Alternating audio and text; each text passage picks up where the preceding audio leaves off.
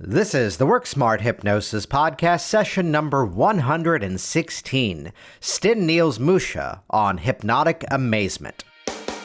Welcome to the Work Smart Hypnosis podcast with Jason Linett, your professional resource for hypnosis training and outstanding business success.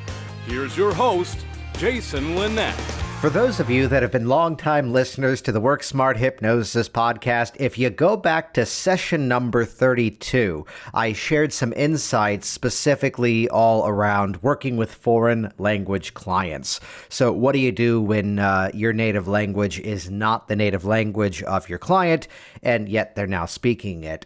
And if you go back to that session, again, number 32, the introduction was provided by my guest today on the program, Stin-Niels Musche, lives over in Hamburg, Germany, and many of you perhaps have interacted with him online, or perhaps have connected with him at the Hypnothoughts Live convention. And while I actually have it here in front of me, this year on Saturday, the Saturday of the Hypnothoughts Live convention, he is going to be speaking on Saturday morning at 9 a.m., Hypnosex, Let's Talk About Sex.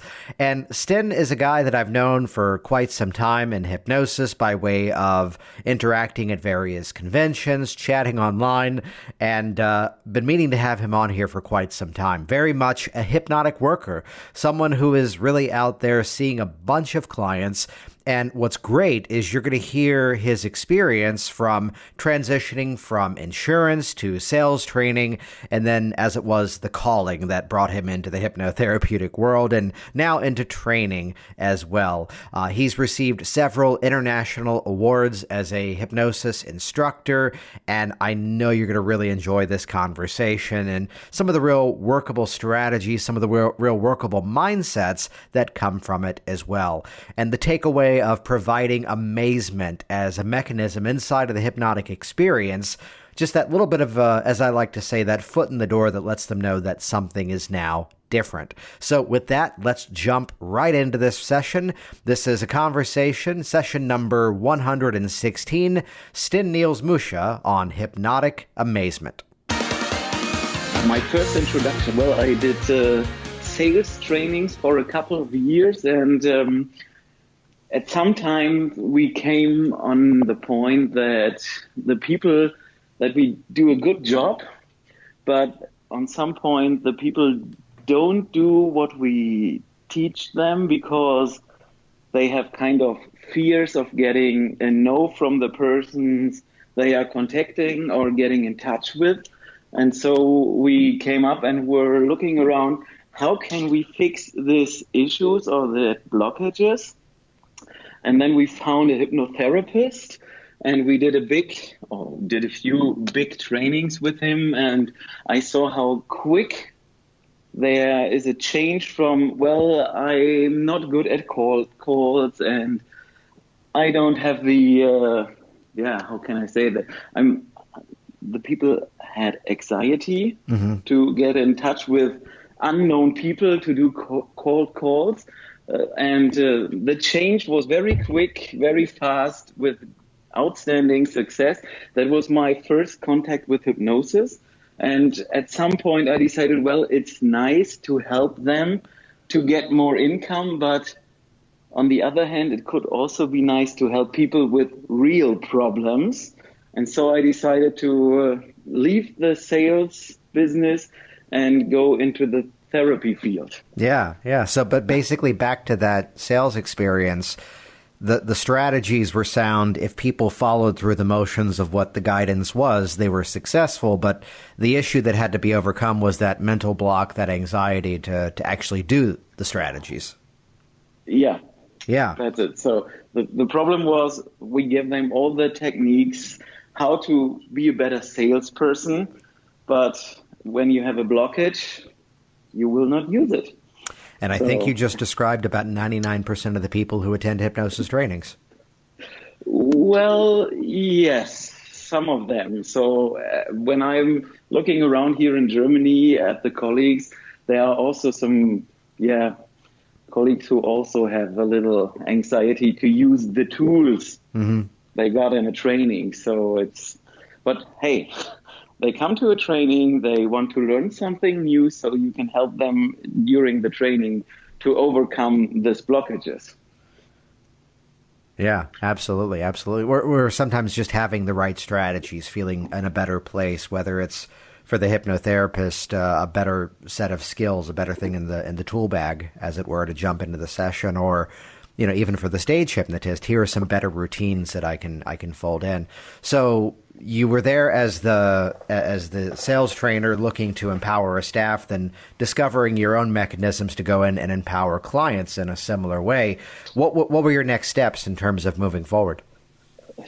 Well, so we hired this hypnotist, and he worked with regression. So I learned a lot of just watching and looking what he was doing. And after 2 years of just watching and just a little working with hypnosis from that, what I've seen, I decided to take a hypnosis training. And I took this training. It was just a basic training. And then I was infected by the hypnosis virus and took further trainings and was just building the business. As I always say, the rest is history. This is 5 years ago. And in the middle of 2013, I decided completely to close the sales business and just go only with hypnotherapy. So, yeah, and I'm just... when something good is looking around, I take this training. Yeah, and in the summer of 2013, I took the Omni hypnosis training. Mm-hmm. And in March 2014, I went to Florida to Jerry Kine and took the Omni instructor training. And and I did my first hypnosis class, my own class, where I was the instructor in May 2014. So, yeah, this is what it is. I love it. I love it. There's a session that I just recently did with Scott Sandlin, and he brought up the theme of soft skills, that the things that we're bringing to the hypnosis profession, the things we're bringing to our sessions perhaps that weren't necessarily learned from hypnosis trainings. What would you say from that sales training experience? First of all, I have to ask, what was it that you were selling in the sales training? Well, I was selling the sales training, and I was the sales trainer. So before I came into the sales training business, I was an insurance broker. So that was way before. And at some point, there was this big sales training company in Germany, and the CEO of the firm came over and said, well, I think you should not be longer a customer of us. You should stand on the other side on the table and just do the training. Well, and that was, it was in 2009. All the years before. I'm not so old. So, the 9 years before I worked as an insurance broker. And then I did the 4 years of sales training. And we did the sales training, and we were selling our trainings to the people. Yeah. So then what from that experience carried over, would you say? Very often in a hypnosis training, you'll have people in the room commenting that on certain techniques or certain principles, wow, I've already been doing this. I now have a name for it. I can do it on purpose. What was it from that insurance or even from the sales training experience, do you feel prepared you well for the hypnotherapy side? Oh, I think there was nothing which prepared me for the hypnotherapy. So let me ask a leading question and get an answer of no. Fantastic. Yeah, because I think some techniques we did, that was not just a regular or basic sales training. There were a lot of little therapy techniques for short time intervention stuff in it. So that prepared me. And one of the favorite things I did in the sales training was just building trust with unknown people in a very short time. So this helps me with my client or with my students in the class. And I never took an NLP training, but when people are good with NLP and they hear how the way I talk, they often say, well, you did a lot of NLP training. I never did. So, yeah, I think that helps a little. I think so too, and I'd share there's a common through line that so often, in my opinion, so much of our hypnosis profession, and this goes the opposite way too, so much of the people who are purely trained in hypnosis often have this perspective that something about NLP is rather magical because they haven't yet studied it themselves. And the opposite is also true. The person who is more purely NLP thinks the hypnosis side is magic because they really haven't studied it. And to look at so much of NLP, I mean, the origins of it were people who were doing behavior modeling. What is it that people naturally do that makes them effective at what they do, and how do we model it, and how do we do it again on purpose to give the complete oversimplification of it? So, it's where, again, you did not necessarily have the training, but it's all based in effective communication, which you wouldn't have been successful in insurance or even sales training if you weren't in the first place. Yeah. Yeah. I totally agree. And I think, so my best hypnosis training was just watching this very good therapist working with people.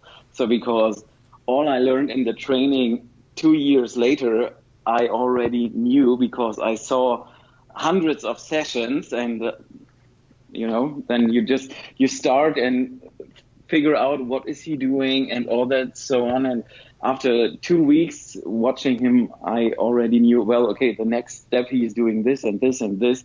So you see and learn and just, kind of model it or copy it and do it the same with your own style and voice and all that stuff. So then moving into nowadays, is there a certain niche market? Is there a certain specialty that you found yourself falling into? No niche. No. Just, so I love to work with people who have, let me say, kind of hard mental disorders like post-traumatic stress disorder or depression. So many of my clients in the therapy office come with these problems, but they are also, I love to work with every disease or with every problem they show up. What I not do is smoking cessation and weight loss. So I do all the other stuff. Yeah. Any specific reason why, or does that just not come to you? Well, I don't like working with smokers. It's just, I don't know why. It's just, I can't even explain it. But in all of the years I did the hypnosis, I have had 10 smoking cessation sessions, which is not very much when I look over the years how many clients I saw, and I think 2 or 3 weight loss sessions. So there is a message out in the universe which says he don't want that. I like all the other stuff, but I don't know why I don't like smoking cessation and weight loss. There's different sides to that. There's sometimes where, the let's label it, the cynic would hear that and go, oh, that's because he's not good at that. Though I back it up from the business side that really it's our business, it's our office. We're allowed to pick the things that we like working with. And I have my certain categories that now they change over time, certain categories. I'd share one that I kept running into that I was just dreading. And now I found, okay, I'm actually quite good at that now and I enjoy it. The sort of flaw sometimes of working with the stop smoking or the weight loss client is there's a very measured point of success. They've either stopped smoking or they've lost the weight or they haven't, and damn it didn't work. Or they didn't work, to label part of the process. When with anxiety, with confidence issues, with fears, there's this different measurement that it's opening up a different style of life for them. And the opposite of all of this, these are all things that have very defined outcomes. And the category that I was running into was, I just feel stuck and I don't know what I want to do with my life. And I'm having to ask the question of, what would you like to do? I don't know yet. How would you like things to be different? I don't want them to be the way they are. And I wasn't getting that well-formed outcome. That might be a cultural thing? Is that something you ever run into with clients in Germany? Not yet, but sometimes clients, so I know colleagues who have those type of clients, but it's not that often. So maybe something different over there in the US. We don't have that problem here in Germany. So I've never heard that people show up with these problems very often. Mm-hmm. Yeah, which for those that are curious, the strategy of that just basically became several positive-based regressions, drawing out resources, drawing out confident moments, and then utilizing that in some form. So then you spend most of your time, you mentioned diseases, you mentioned PTSD. Let's kind of play the game for a moment to say that I'm sure every client session is its own unique approach, though. Someone's coming into your office. What's the takeaway? What's the kind of feeling that you want them to have going through the experience with you? Well, I want them to, when they came in, or show up or come in, someone who's depressed, you can see it in his face. And I love it to see when they leave the office and they smile over the whole face. Yeah, or when I get so that they feel something big is or happened during the session. They just, they came in just depressed and my life is boring and I'm sad and all that stuff. And they leave the office and say, well, hey, I have a new life. This is what I love to see. Yeah, and to unpack that, is there one specific set of skills? Is there a specific approach that you're using to get that smile and get that foot in the door? Well, yeah. I guess what I do. I usually start with the Simpson protocol session, and then we see going further and looking, is it enough, this one session with the Simpson protocol, or is a second session necessary? If yes, we go on with kind of a universal therapy, which Jerry Kine developed, which is self-forgiveness, forgiveness for others, and then maybe, if necessary, just a regular regression. But most of the time, the thing is fixed after Simpson protocol and the universal therapy. So the forgiveness of self and others. This is my approach, what I do, and well, the outcomes from the clients are outstanding. Yeah, and those are outstanding protocols, of course. So then, as you're working with people, and of course standing on some great instructors over the years, let's play the game then of part of the informed child aspect of regression is, if I knew then what I know now, to start it all over again, what thinking, what approaches, what lessons have you picked up from really being someone who's jumped in and seen a bunch of clients yourself? Well, let me think about it. What have I picked? Well, yeah, because when you saw that much clients, and well, the thing I learned is just do it. Mm-hmm. Don't ask. Don't bring your. No, I'm missing the word. Your judgment in. So what I always see is that colleagues, hypnotists, go out there, and when someone shows up and say, I have this or this problem, and then their judgment is jumping in and say, well, yeah, that must be this or that. Or so I learned just go in, just do it. Mm-hmm. That is what I learned, because every client is different.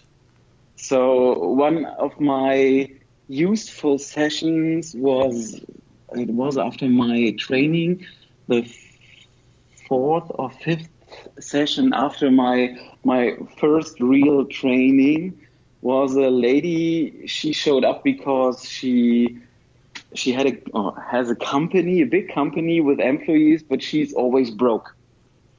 It's a wonderful firm, everything is working, but she's always broke. And so we jumped in, did the regression, and she had the good luck that her father loves she so much, because his wife or her mother was cheating on the father, and so she was his kind of slave, because she was the child of the cheat, and so he abused her several times. And when she was at the age of 14 or 15, he sent his friends to abuse her. Mm-hmm.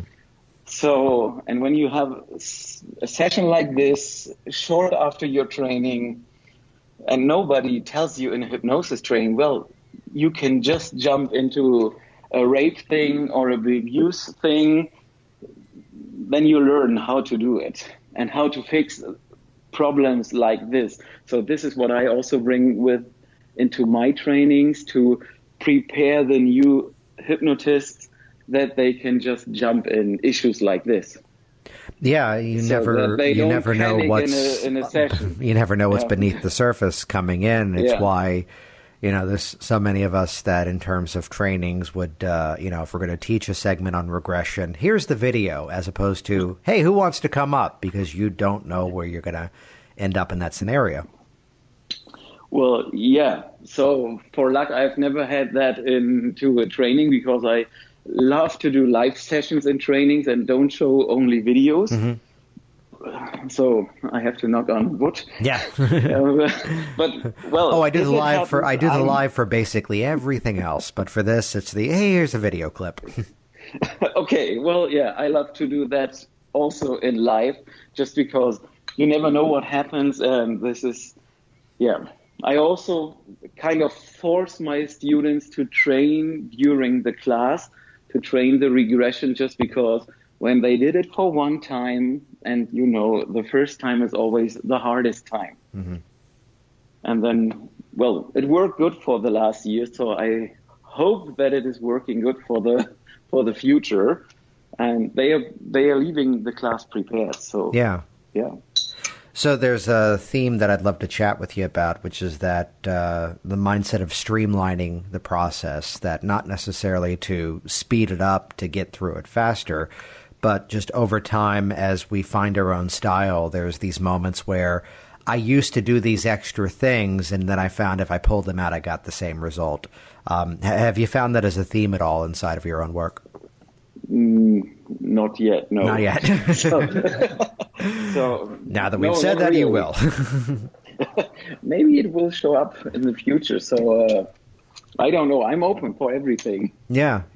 Is there a specific client story that perhaps comes to mind in terms of what, you mentioned that the mindset was getting over from the sales side of things into working with clients.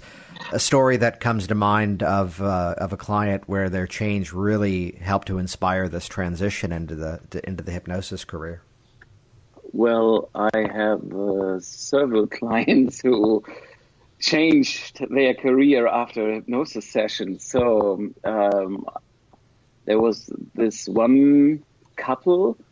First, I worked with the husband, and then his wife showed up in one of these group trainings we did for the salespeople. And after that, she was so excited about the whole thing that they both decided 6 months later that they are going to do a hypnosis training. And now they have a good running office. So that was just one client. But I think over the last years, there were up to 5 clients I had who changed career after the session.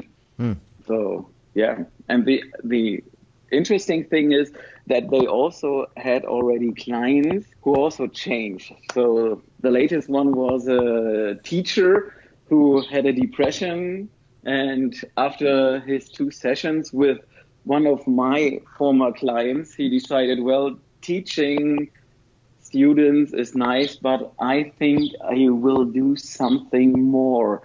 And so he decided that he's going to take a hypnosis training in July this year, and then he plans to start a new career. So I think that could happen very often. Yeah. So something about unlocking that door to the change and inspiring others to jump aboard. Yeah, I've never heard that people started to think of changing a career when they use or see how their car is fixed or something. So I think we just do something which is helping this place make a better place, or the world make a better world, however you will call it. Yeah. So as much as we can chat about the hypnosis side of things and what types of clients and what types of techniques, let's spend a few moments on the business side. How do most of your clients end up discovering you? Well, they just use Google. Mm-hmm. Well, that's not the whole truth. So I have many clients who saw videos on YouTube from me, and they saw me and say, okay, this guy knows what he's talking about. He's just a nice guy, so I will get in touch with him. And the other thing is, in Germany, we have a very big website where you can review medical or health care people. So, and when you write a review then you show up. So when you're looking on this thing and you are looking for psychotherapy in Hamburg, then my name is one of the first three names. So, and then, well, who you gonna call? The one with no reviews at the second or third page, or one of the first three guys. So it's mostly that. Yeah, and Google. So I don't do advertising. I don't do offline marketing. I'm a kid so I was born in 1981. So internet is my thing. Yeah. We're about the same age. I was born in 82. Yeah. So I don't believe in advertising in magazines or just giving brochures away. I believe in Google. Yeah, absolutely. So then now, of course, we don't just wake up and suddenly find ourselves in that top listing or at the top of the search results. So you mentioned that video has been a big part of what you do. At the first time, yeah, when when I started with the hypnosis, I was in a little town near to Berlin. So that was easy to go there on place one in the Google ranking, because all the other therapists don't know how to use Google. They just were there. So, but I started and figured out video is a good thing because they can build a little rapport with you. They see how you speak, or they hear and see it. They see you, and that makes it easy to get in touch with them. So over the years, so it changed a little to this healthcare website, but all over the years, I would say 80% of my clients came because they saw videos on YouTube. And are these videos that you're continuing to make, or are they ones that you made years ago and are still working for you? Well, I made them years ago, and they are still working, but I also, the last video I uploaded was last year after Hypnothoughts in Vegas. So, but I have tons of videos, but the problem is I don't have the time to edit them. Yes. And the next thing is, I speak German on the video, so I can find a guy on the Philippines to edit the videos. So this is my problem. Yeah, just to find someone who's good at that stuff, just to say, okay, you can edit them and just upload and do all what is necessary. It's not easy to find here. So right, yeah, I imagine. I never thought of that, because as much as I talk about outsourcing, very clearly I'm reaching out to people who are also speaking English, but they're around the world. Although I'd share, I don't know if this would actually work, what I tend to do with some of my videos, there's a video clip that's going around this week that's just a little 2-minute routine I did at a stage hypnosis show. What I usually do for the video editing is I will do the first edit, which basically means I crop the beginning and I crop the end, and then I leave it, and then someone else, my languages, goes in and makes it pretty. But still, there's the content in the middle where they're punching it up and adding titles. But if the language barrier is that challenge, though I am flashing to a story which is going to sound wonderfully impressive, but it really wasn't, was I got a custom suit made one time in France by a man who only spoke Spanish. But because I took 3 years of German and he spoke German, that was the closest we could get to have a conversation. And the suit fit, but that tends to be that challenge. So within what types of videos over the years, are there specifics that keep coming back to you that this is the one that's really working for you? Well, the most viewed video and the one which is really working very good is a short 3-minute explanation how to do self-hypnosis. With a very basic technique, and this video has, oh God, I have to lie, I think 350,000 or 450,000 views, and it's online since December 32nd to 15th, so not that long, and it's the most viewed self-hypnosis video for German-speaking people on YouTube. Nice. So this is what is working very good. And the good thing is it brings clients from all over the German-speaking area. So Germany, all areas from Germany, Switzerland, Austria. I also had clients from France, from Poland. So it's nice.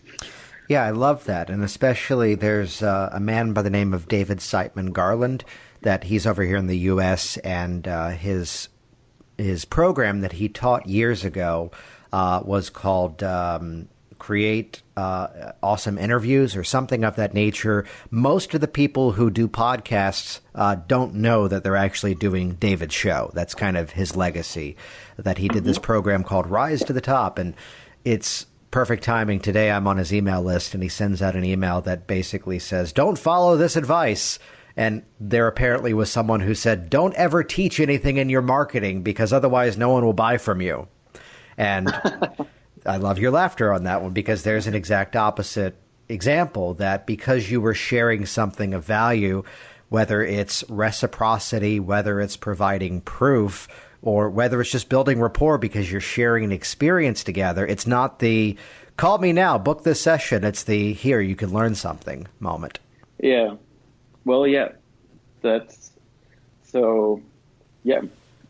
Giving the people kind of daily, I will not say life hack, how the media says here in Europe. So, but to help them just, to teach something or show a little, just the secrets of hypnosis helps to get in touch with them. Yeah, especially with something that's brand new to them. I mean, many people haven't actually done the hypnosis process before, and even if they have, you use a lot of interactive emotional release strategies. I do the same, and they may have gone a route before that was just basically relaxation and positive suggestion, which does get a good response from many clients at times, but to get that experience of what it's like with you. Yeah. Yeah. So, and the other thing also good is for the clients, I have a lot of testimonials from clients on the website and also on YouTube. And I had one lady years ago, because the testimonial videos say the name of the person and where the person is living. And she called every one of them. Nice. And asked, well, you said this and that in this video. Is it the truth? And, well, she just was calling me then and said, well, I called all your clients on the video. So, well, that was not the plan, that you just go out and call them. But, hey, it worked. So, and this is what also builds kind of a rapport for the people, that they see, okay, there are real people who share their story of the hypnosis session. And it helps also to get kind of trust. Well, I can go to this guy. You know, of all things, I've actually had that exact experience where in most cases on a testimonial form or something written, I'll just simply say, hey, is it okay if I just mention your first name and where you're located? So it might say John, Arlington, Virginia. Though when I pull out the video camera, if it's someone who is willing to do a video testimonial, you know, I'll even give them that introduction, and then they sit there and go, hi, my name is Jason Lynette, and they say their entire name, and they say their location. And I have one guy specifically that for quitting smoking, he reached out to me. He goes, hey, have you heard yet from this person? It's like, well, yeah, I have. Are they a friend of yours? No, they just called me randomly. I just figured I'd check in. That they have a name, that there's not many of that name in this area, and they looked him up and called, which on one side could be slightly creepy, but on the other side of things, he was friendly guy, answered every question, and became that stream. So there's something to be said about the community of people coming in. Mm-hmm. Yeah. Well, and I also think it's kind of, for many people, so I don't know what it is in the US, but especially over here in Germany or in Europe, hypnosis is kind of a new thing. Yeah, it's not that you have the behavioral therapy or just, Sigmund Freud talking and speaking and all that stuff. So it's kind of new, and they want to know, well, does it work? Mm-hmm. Is hypnosis real?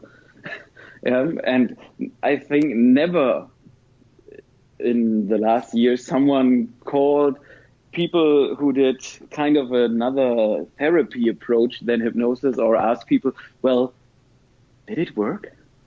Yeah. How was you noticed everything? Yeah, you didn't sleep? Okay, interesting. So it's because it's kind of something new for other people, so it's okay. Outstanding. So then, as you've taken the experience working with clients into doing trainings, what approaches, what sort of mindset is it that you're bringing to the training that you feel really sets it apart for you? Well, the training I do is the Omni training. So it's most of the mindset from Jerry Kine to bring it in, the regression to cause thing.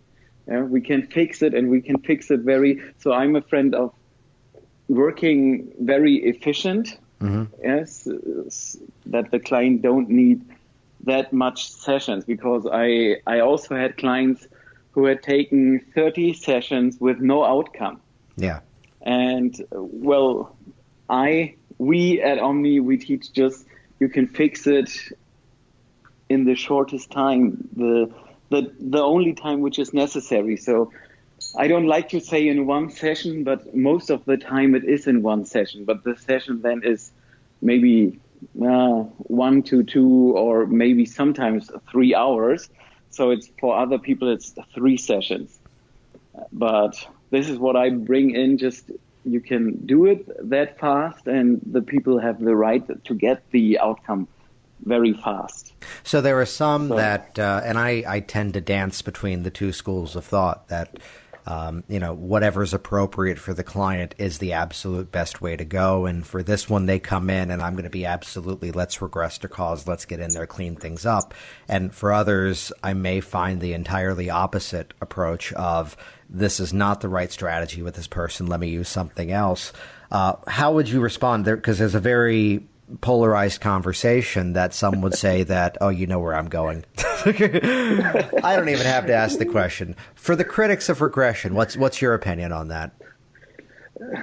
So I would say the guys who are the critics of the regression, in my opinion, and that is very polarizing, they don't have a clue how to do it in the right way. Because, so it's a discussion we always have that here in Germany. It's, well, when you do regression, you can re-traumatize the people. Well, if you do it in the correct way, right, yeah, you will not. Yeah, but if you're trained bad, yeah, then it could happen. But if you know what to do and how to do, that is not an issue or not the topic to re-traumatize the people. So, and what I do is when someone, because I'm not the storyteller, not in this session. So it's just, I do regression therapy. Yeah, as I told at the beginning, the universal therapy from Omni and Simpson protocol. And if someone shows up with a kind of a fear or anxiety or a sexual disorder, I usually go with regression. And if it is a bigger issue like depression or PTSD or something in this direction, I start with Simpson protocol because it's easy, it's kind of smooth. Yeah, they don't have to talk about the problem. We can just jump in and fix it. So, and then see what to do next if there is something more to do. But someone who's showing up in my office will not get the, I don't go there and just tell a nice story with the hope that something changes. I know that is very hard and not everyone will agree with that, but this is my kind of view because I learned hypnosis like, see, this is regression therapy and regression therapy is hypnosis. Yeah, and that's it. So I think it depends on how you first step in, what you like more. And the other thing is good training. Well, again, as someone who would back up all different schools of thought and all different approaches, I think in most cases it's exactly what you said, that they don't really understand the techniques, not from a place of, criticism. The phrase of ignorant is not necessarily a negative term. The real issue is that we're saying regression, but we're really referring to like a dozen or so strategies strung together in that regression experience. And yes, there are some research things where it's the sit back and watch the miracle unfold, find the cause, emerge the client. Hey, here's why you have this issue. When really, my very oversimplified paraphrase is that the regression is about getting the client to release the emotions, but at the same time, position them in the place where now they're able to give direct suggestion hypnosis to themselves. Yeah. And the thing is, we also, when you do a regression session, you also give some direct suggestions. Yes. That's not, you do it. You just do it. But before that, you help them, as you said, to release the negative emotions. So, but in my opinion, it's just because, so over here in Europe, not over there in the US, I don't know many about the market in the US, but we have trainers here who just tell the people, well, you have to be careful with regression because all that things. Well, and when you talk to them, you just find, okay, they never got a very good training about this. So they are just talking what they heard from others. They never did their own experience with that stuff. So, yeah. Yeah. So what are you excited about in hypnosis moving forward? Excited about in hypnosis? Well, it's just, there's so much to be excited about it. So, well, good question. Can we move on to the next question? The next one is where can people find you online? So we're stuck on this one. Okay, good. Let me think a minute about it. What I'm excited about? Well, the thing is, actually, the most thing I'm excited about is just to help people to get into the business, because so actually most of my working time is just giving trainings, and I think 20% of the time I actually see clients that moved a little during the last 1.5 years. So, and I'm always excited just go and train something new for the people. So the next 2 days I'm teaching Simpson protocol over here, and it's always amazing to see when the people or the colleagues get in touch the first time with this tool, and to see how amazed they are from just these, well, kind of, on the first look, it's not that easy, but when you know how to handle it, it is easy. And when they see what outcomes they can create with just this tool. So I'm excited about that. I'm excited about teaching hypnosis. Outstanding. So where can people find you online? Oh, they can find me. The easiest way is to type in hypnoschool.de. That's the easiest way, because everything else is just German, and I think most of your listeners are sitting in the US. So if they want to look who is that guy, they can find me online on Hypnoschool, like the hypno from English and school, which is also an English word, .de. And this is the website where the hypnosis training is offered. Yeah. I also have a therapy website. You mentioned this website in one of your further podcasts about foreign language clients. Yes. So, but this is the therapy side. I think that most of the people don't get anything there because it's in German. Although the wonders of if you're a user of the Google Chrome browser, that one will automatically do a translation by a click of a button. So why don't you share that Really? website? Yeah. See, I never did that because I'm fluent in English, or mostly fluent, so I don't have to translate. You don't have to the translate stuff. it. No, and I can count from 1 to 8. I forget 9 onward in German.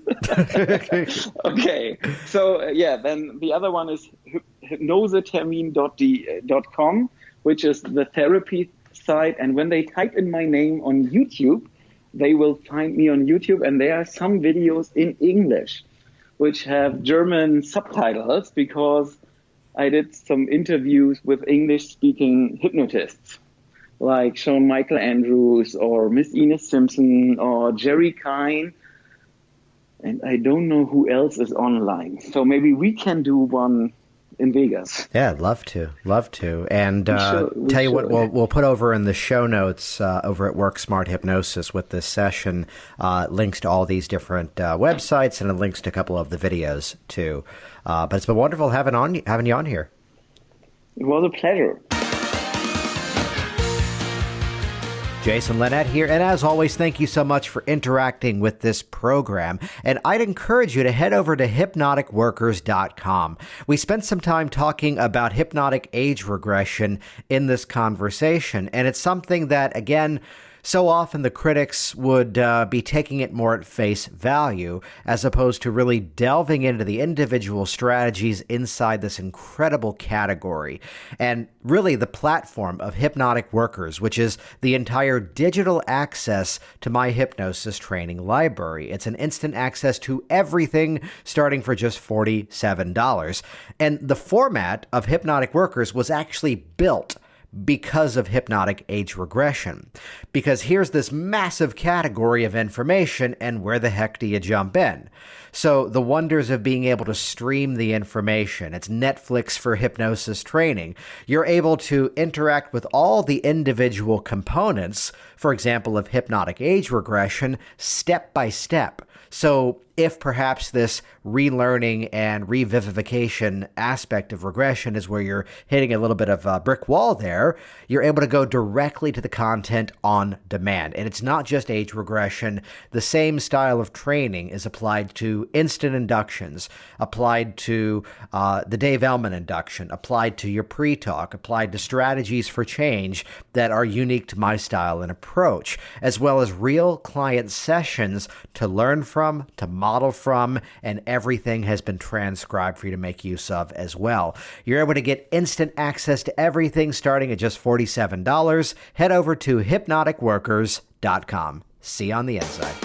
Thanks for listening to the Work Smart Hypnosis podcast at worksmarthypnosis.com. Hey, it's Jason here, and reading is lame and videos are awesome. So do this right now. Go ahead and click subscribe right here inside of this video, and that will link you to my YouTube channel, and you will be the first to find out as new information is shared here online. Click subscribe now. Stay in touch. I look forward to hearing of your success very soon.